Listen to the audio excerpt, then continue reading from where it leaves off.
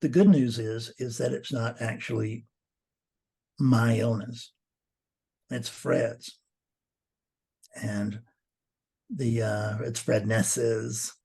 There's no Fred, but there's Fred Ness. And Fred Ness believes there's a Fred sometimes, and that Fred is put upon and misunderstood and getting the raw end of the deal and the rough end of, the short end of the stick of blah, blah, blah. Because all Fredness's thinking stems from the point of lack. I don't have enough. I don't have good enough. I don't have the right stuff. I don't have enough right stuff. The relative is always coming from this point of lack. So from the relative standpoint, grief is going to hurt.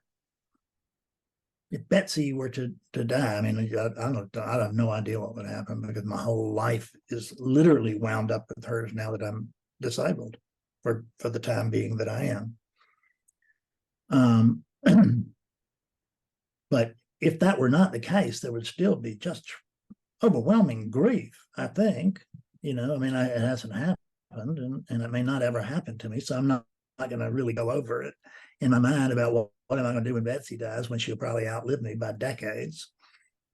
And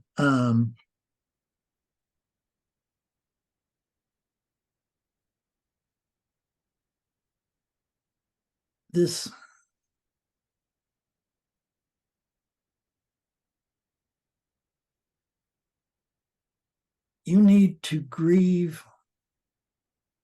as much as you want, as hard as you want. In other words, if it feels like this is the end of the world and I'm just going to cry. Don't worry about what anybody else thinks about. That's what enlightenment gives you. It gives you the ability, you just don't care. And everybody else can make the judgments that they want to. But in your mind right now, this is horrible. And when we thought that was dying, or, when Willie had cancer, we thought he was dying a few years back.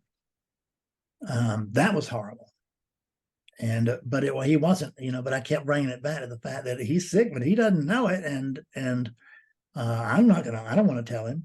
So, I didn't start grieving for him until he died, and he never died.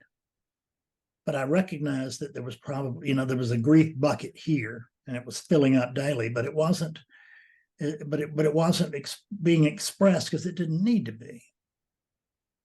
And